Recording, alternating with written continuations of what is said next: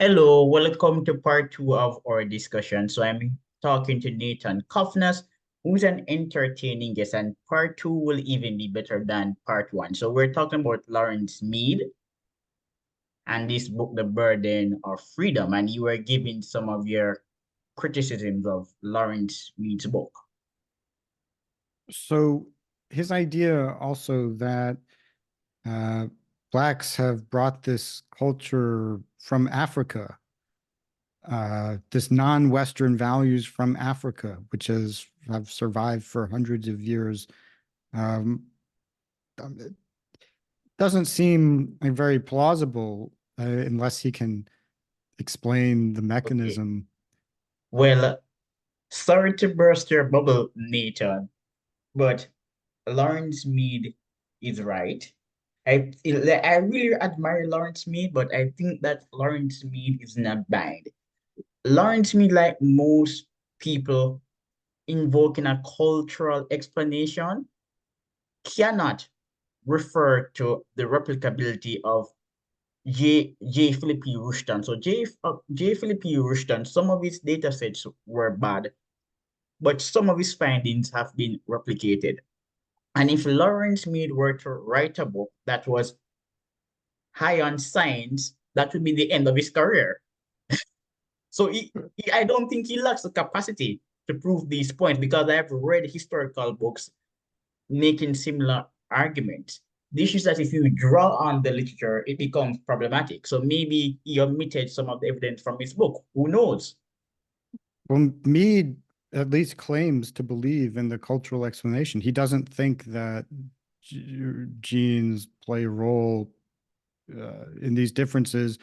And the culture, even though the culture follows the genes everywhere the genes go for hundreds of years, he thinks, no, it's the culture, it's not the genes. But Okay. even back to black culture. So black culture is actually more collectivistic than Western culture. And by black culture, broadly, I'm referring to African culture. So there are historians who write on the Dahomey Empire, for example, and they say that in Dahomey, the concept of the individual did not exist. People have written on the Asante, and Asante is referred to as having a collectivistic culture, even though wealth was admired in the Asante culture, it was communal wealth. One was not necessarily revered for being an entrepreneur. People like commerce and wealth, but your wealth belonged to the community. Thirdly, the issue of conspicuous consumption is pre-colonial. Conspicuous consumption is not unique to African culture, but it still persists. And that's the issue. So the big man culture in Africa today is still persistent, where one goes to university or achieving in commerce, he becomes an entrepreneur and gets a followership of people who respect him because of his wealth and they benefit from his subsidies. So that's still persistent. Well, okay, that makes sense why there would be continuity in Africa, but it's much less clear how African culture survives in America after language and traditions have been destroyed, a new religion imposed on people, um, and they have a completely different experience for 400 years. Like, how is the culture still a relevant explanatory factor in Because all massive? personality traits are inherited, so it's genetic. Well, yes, that's my explanation, but the problem is what does how does Larry Mead answer this question? And how does he explain the fact that Jews and East Asians who have a different culture now have a better outcome than whites? Uh, so much is not explained. Well, So, Jews and East Asians, they have superior outcomes, but whites still have a more pro-leadership personality. It's more aggressive and dominant and individualistic. I think that's the edge that white people have. um, Individualism. yeah, I'm not sure how Jews compare to whites in terms of individualism. Hmm. It's not It's not Yeah, clear to me. Jews are more tribal than whites. They have a stronger sense of in-group I, solidarity. I I don't know if it's tribal, but I think Jews are more effective at creating small groups and working together. Yes. I think They're Jews have an socially advantage in effective, that. as Curtis Dunkel said. But the advantage of whiteness, Western civilization is really individualism. That's the crucial feature of the West, that it is individualistic. So regarding personality differences, people often say, well, even if the Jewish IQ is 115, which is probably not, it's probably like 110, 112, Yeah. even if it's 115, that still wouldn't explain Jewish overrepresentation. Therefore, it must be something nefarious. Now, that's that doesn't follow because intelligence is not the only difference between Jews and Gentiles, right? And if you had selection for the ability to succeed in business or the ability to be a Talmud scholar, this would have selected for G, which is measured by IQ, but it also would have selected for personality traits that are relevant for succeeding in business. Verbal IQ, Jews are chatty people. So not so if you ever go to like a play or show in New York City, you hear a certain amount of chattering before the play starts. But if you go and if it's a Jewish play, if it's Jackie Mason or somebody like that, it's three times louder than for the regular play because they're more Jews. They're talking more, making more noise. It's like in your article, you said that stereotypes are accurate, and Joseph Matalon was listed as the richest man in Jamaica. The Matalons are wealthy in Jamaica, but I don't think that Joseph is the richest man in Jamaica. Michael Leachin was listed as a billionaire. Desmond Blades was super successful. Some people refer to him as the Jamaican Warren Buffett, and his grandson PB Scott is an influential businessman. But most people don't really know the Desmond Blade story. However, the But Jews in Jamaica are Sephardim Jews, and they are just as successful. The Myers were super successful in the 20th century.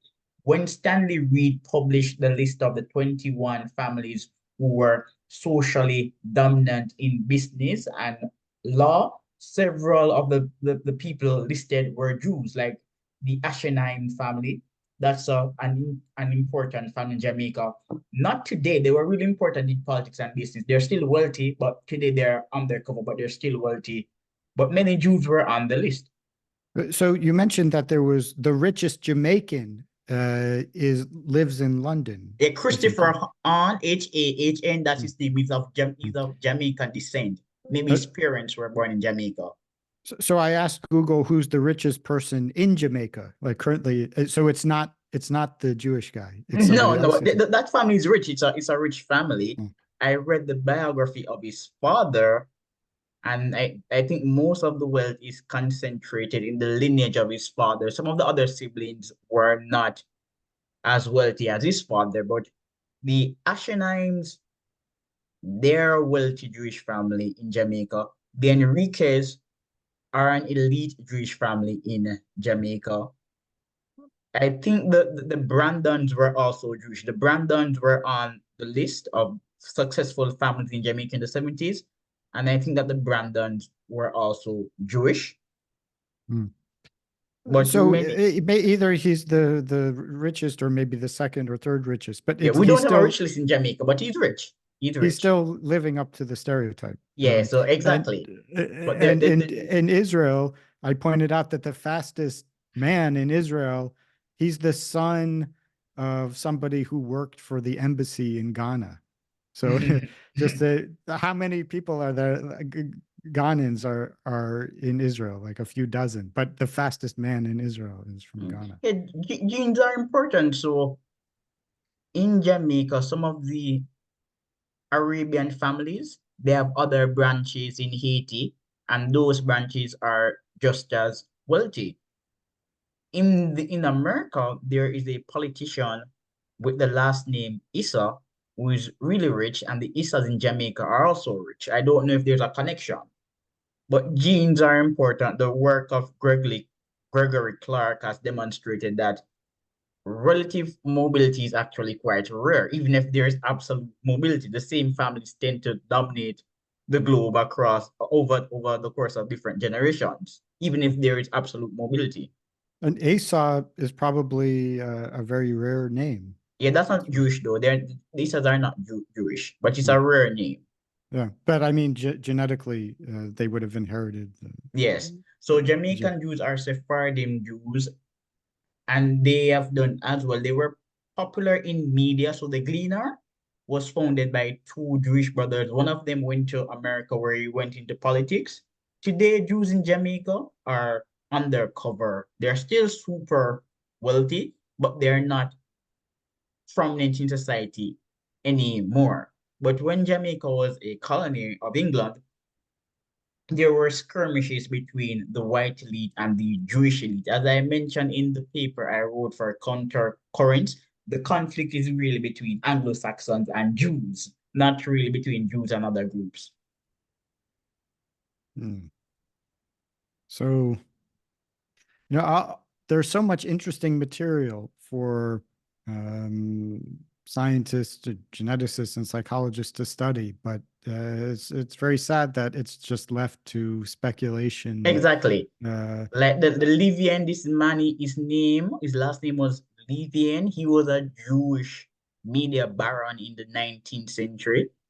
We would consider him to be lefty, and he was Jamaican. But as I said before, and I will say again, it appears that traits we associate with Judaism are best manifested in Western society. So if there is a white ruling elite, then the traits of Judaism are expressed more effectively. yeah. I think that's an interesting speculation because under black rule, Jews have not been influential in society. They're rich, but they're not chatty. They don't really write columns. They're just undercover. Also, especially uh, Eng the Anglo-Saxons and English-speaking white people are the least anti-Semitic group in the world. Uh, so that's also beneficial for Jews. Obviously, um, uh, certainly Jews played a disproportionate role in promoting, multiculturalism and immigration and this kind of thing. So it's certainly going to backfire and is backfiring on Jews. Like Jews Uh, for Jews for refugees. That's a right? popular meme on Th Twitter. Jews those for those refugees. refugees don't like Jews, No, uh, and that will become very clear. like one Jewish woman was saying that multiculturalism is good for Europe, but as you expressed earlier, refugees, they're not fond of Jews, and many of these refugees are from North African and Middle Eastern countries. And Arab states have been more effective at marginalizing minorities than Jews. The Palestinians, I am a big fan of Ephraim Karsh. I think he's the leading commentator on Israeli-Palestinian affairs. I read him ferociously. When you look at social indicators, the Palestinians actually did well under Israeli occupation. But Jews have been marginalized in Arabic societies, and Arabic societies are either Islamic republics or Arabic republics. But people say, oh, Jews are tribal state because it is the Jewish state of Israel. And I'm like, well, the Middle East is tribal. They're all tribal republics. Uh, yeah, the Jews went through periods in the Islamic world where they were relatively free. Their safety was protected to some extent. Jews and Christians have second-class status, right, in Muslim societies, which is still better than having no status at all, which is what like the pagans would have. So they had some protection, but the Arabs wouldn't let them take over. Like, even if a meritocracy would have allowed Jews to um, rise to the top, that wouldn't be tolerated. But it was in many cases tolerated in the European world. Yes, and you're a balanced person. You are painting Islam in a positive light. When you listen to even in Islam intellectuals and politicians, they rarely paint Judaism in a positive light. Jews are always scumbags or greedy bankers. But luckily, there is new research showing that there was never a paradise under Islamic rule in Europe, consistent with Islam history of imperialism and oppression. Now, I'm not anti-Islam. There are some beneficial features of the religion that Islam is conservative. I am somewhat conservative. But again, studies show that Islam predicts underdevelopment, and this is not something that we can deny. I'm not recommending Islam or I know, neither anything of us except are. that uh, in some respects, well, in some respects, Jews were sometimes treated better under Islam, but Yeah, Jewish talent obviously can't express itself fully without a certain amount of freedom and having an relatively advanced society. exactly. So maybe that's why they do so well in the white Western world, because it's the most individualistic and culturally free place. Yeah. And they can respond to Western intellectuals.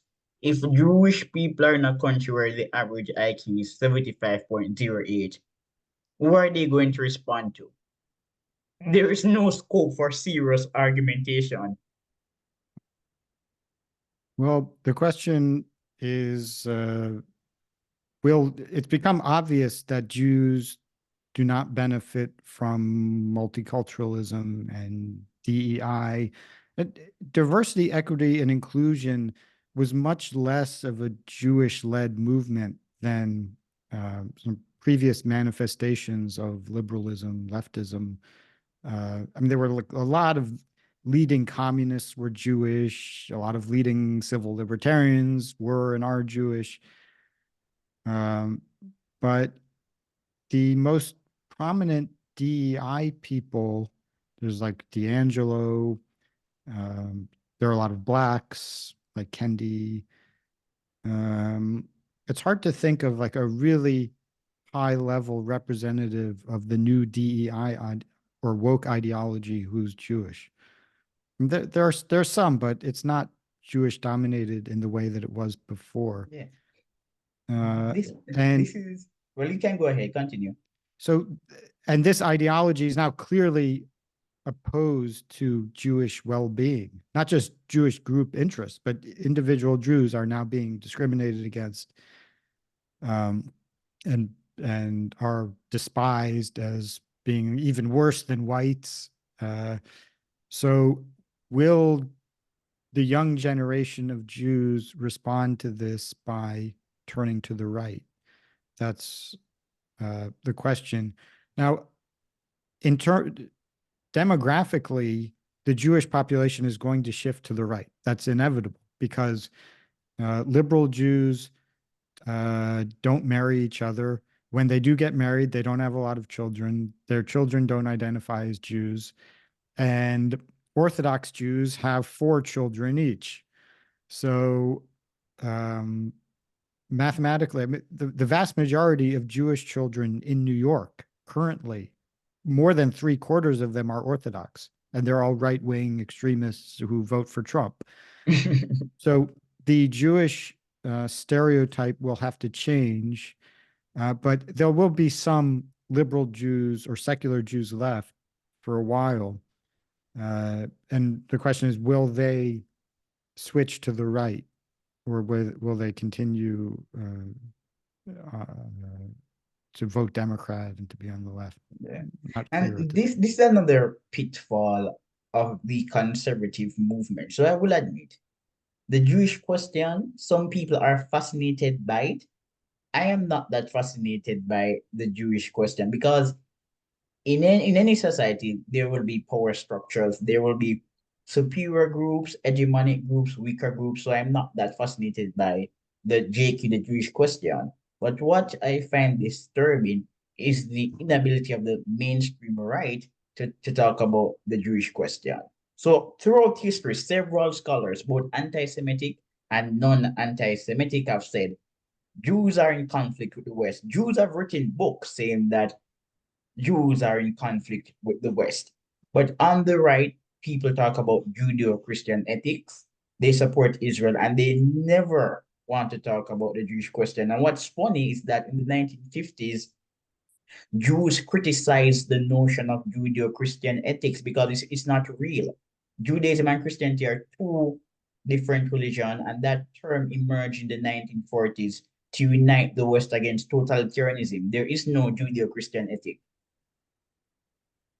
And this is Um, a Jewish opinion. This is a Jewish yeah, opinion. yeah, I,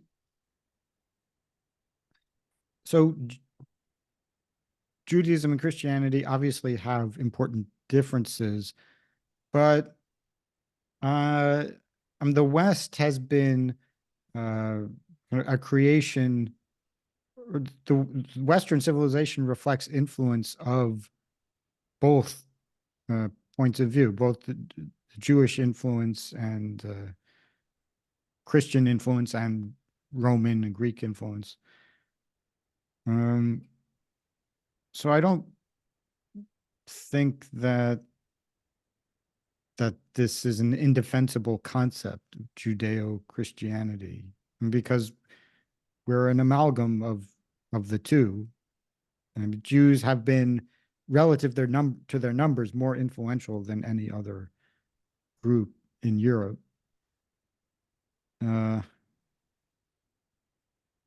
but I'm sure that some people use the term to kind of paper over the differences and to Yes. imply that everybody's the Yeah. same. So And obviously, I would disagree with that. yeah. But And a lot of Jews don't even like it. And conservative continue to parrot the Judeo-Christian philosophy, but a lot of Jews find it problematic. uh, sure, I mean, I think that.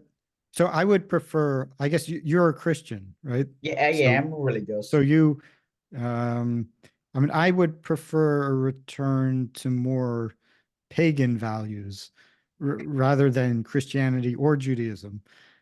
Uh, but in the meantime, maybe something in between Christianity and Judaism might be most desirable. I mean, Christian ethics can easily be taken too far. I mean, a lot of wokeism, many of the specific elements of woke ideology and woke practice come like from Christianity, right? Yes, it Like, stems from Christianity's radical notion of egalitarianism. right. And then practices like or concepts like white guilt obviously come from original sin and doing penance and just guilt in general is a very Christian emotion. Yeah. And Uh, Christianity is universal. The Christian doctrine teaches us that we're all equal. And we're all equal under the law, but we have different skills and attributes. But Christians are really serious about dignifying even the most unaccomplished people. And this is why on the far right, many people on the far right are actually Nation. So there's this trope that the far right is a Christian movement. And I'm like, no, it's a Nation movement. so yeah, I'm on Nietzsche's side here. Yes. Judaism has some of this, but it's not as extreme, and there isn't as much emphasis as there is in Christianity. Uh, Judaism is more comfortable with kind of classifying people as good or bad, whereas maybe Christianity is more reluctant because from the Christian perspective, everybody has some kind of equality. Judaism has statements to that effect too, that you don't, from God's perspective, you don't really know who is meritorious or not. But from the Nietzschean perspective, Christianity is worse, It's dysgenic. It's dysgenic. and Christianity is more dysgenic, much Yeah, more the dysgenic than Judaism. Christianity. So there is Yeah. obscure writer, he's super obscure, but I like him. His name is Anton Ludovici. He's not fond of Christianity any at all. He's long dead though, Hmm. but he said that Christianity is dysgenic. Yeah. Mm, that that's a huge problem. I mean, Christianity, Judaism has traditionally been eugenic, right? And Christianity has been, um, I mean, the best thing that a smart, talented person can do is be celibate and not have any children. That's a Christian value. That's a disaster. Yeah, exactly my point. But I'm just highlighting these parallels between Judaism and Christianity because the mainstream right wingers in America really like to fawn over Jews, even when Jews don't reciprocate. Yeah, well, I mean, there are some Jews on the right. When Jews are right wing, they can be really good. But obviously, they've been disproportionately on the left for Yeah. various Like Ron reasons. Hunt is of Jewish descent. Yeah, I'm not an Uns fan, but yes, It's he's okay. It's okay. I interviewed with him. He was super articulate. He's an engaging guy. But Ron Hunt, he's of Jewish descent. And somebody wrote an article in the Hunt Review criticizing Holocaust denialism. I like that he's actually pro free speech. So you can write an article criticizing Ron Hunt in the Hunt Review. well, it's one thing to be pro free speech, but the point of having a magazine is that there's some selection process. And there isn't much of that in the Uns review. Yeah. So Yeah, but yeah, yeah, it's a big change. And I wrote a piece some time ago saying that the far right is actually more diverse than the mainstream right and the mainstream left. So people can write an article in a white nationalist publication saying that white nationalists are idiots. But you can't really write an article in the National Review talking about racial differences in IQ and saying that they're genetic. um so I don't know how much of this is due to our diversity and commitment to free speech and how much is due to the fact that we have no standards whatsoever. We don't have any selection process and anybody can publish anything. Um, but yeah, I mean, there's certainly a culture of being open to all ideas that exists on the far right that doesn't exist on the far left. Yeah, it doesn't exist any at all. But in your piece, you said that you don't care about Hunter Biden's laptop. I don't either. I don't care about Hunter Biden's laptop, and I don't care about UFO. So Tucker Carlson is super famous on the right, but he dabbles in the most useless of ideas. So 4 or 5 years ago, I would have been excited at the prospect of a Tucker Carlson presidency. He was talking about important issues and in a relatively informed way. I mean, sometimes he didn't fact check everything he was saying, but he was really the most persuasive person, on our side. Uh, and over time, he completely went off the rails. Uh, it started with the UFOs, which um, was really okay. So he wants to be entertaining. I didn't really understand what that was about. But then he got fired from Fox, and he said that the UFOs are the most important story of the century. And then he started talking about Obama having a gay sex affair, which is completely fake news and stuff like this. Um, I guess maybe he's just responding to what uh, the average conservative cares about. Yeah, and it's done in such an inarticulate manner. So there's this man who writes for the American Thinker, and he did thorough research to discredit the dumb idea that Michelle Obama is a man.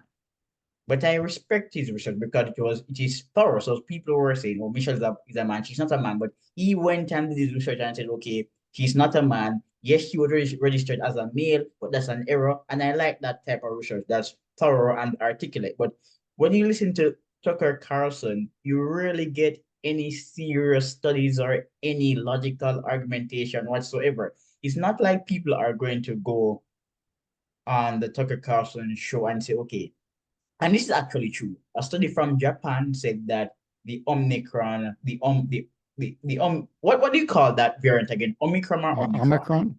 Omicron, Omicron? yes. A I study from Japan said that the Omicron variant did not emerge naturally. People are not going to go to Tucker and say that they're going to say, "Oh, COVID leaked from a lab. It was created by the Chinese or funded by the military industrial complex." It's not an evidence-based group.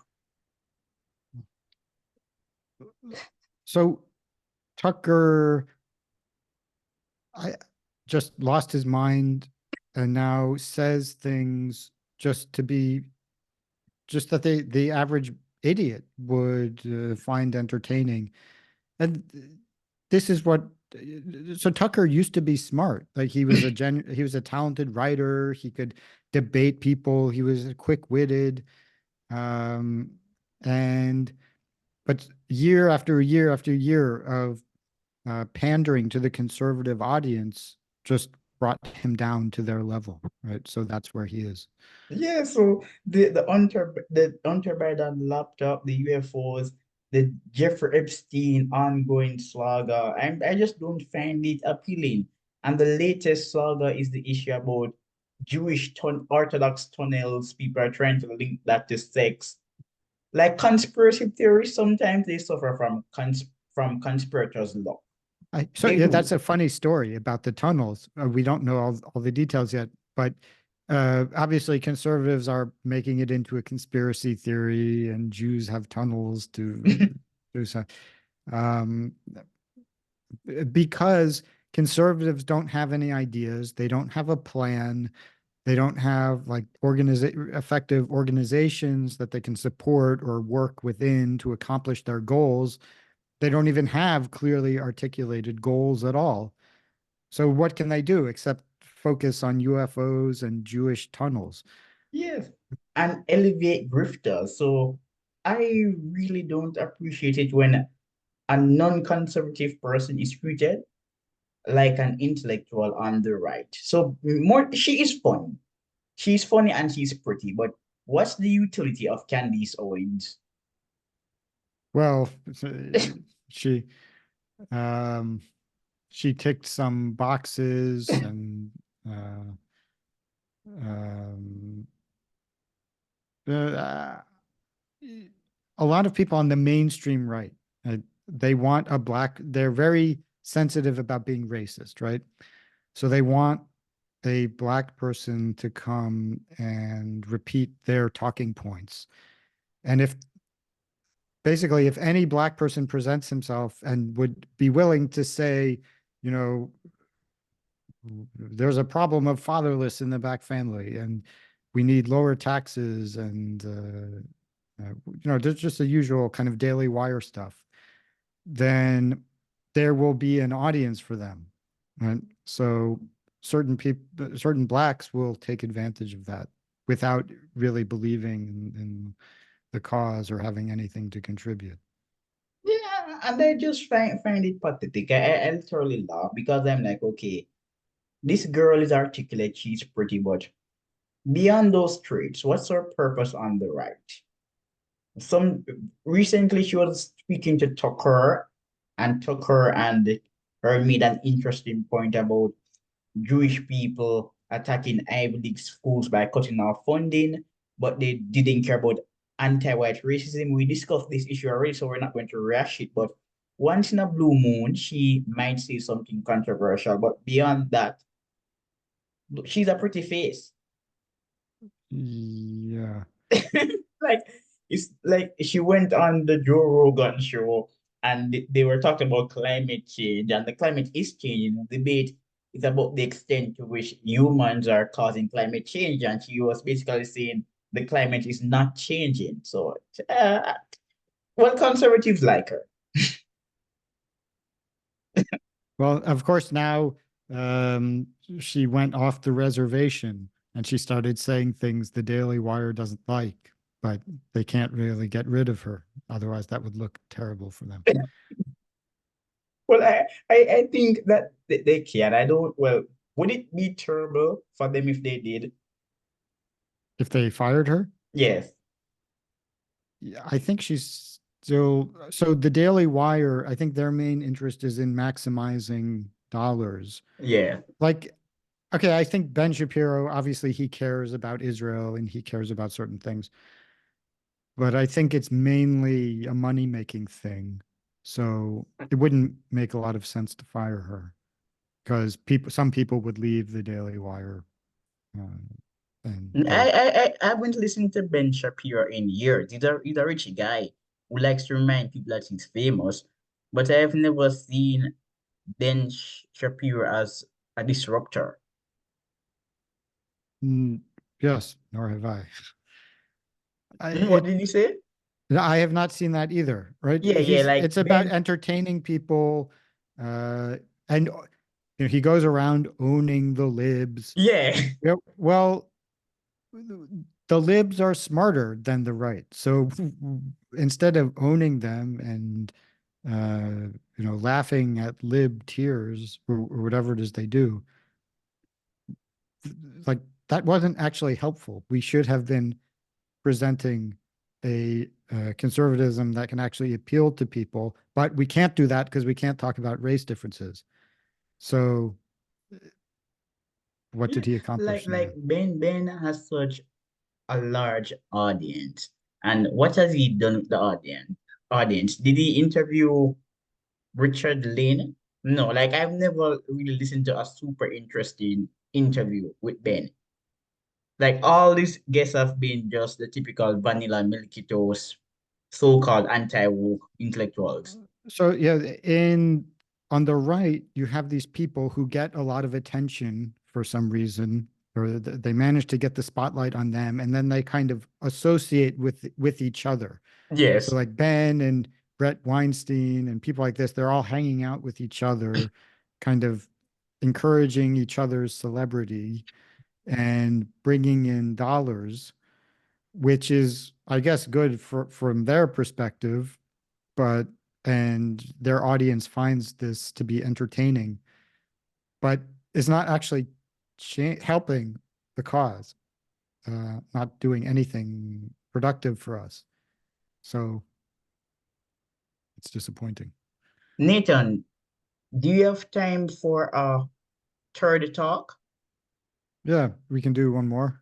Great, because I like this conversation. So, but before I close this, when in the third talk, we're going to talk more about the research world and the idiocy of conservative think tanks employing people who are not conservative just because they criticize wokeism.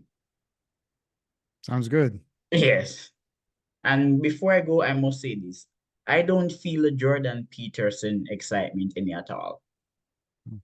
Well, I want to be nice to Jordan Peterson. He's been he was, by the way, a big supporter of mine in some ways. Oh, I have to end it now. I He have to end this now because we're going okay. to be cut off. So I have to end.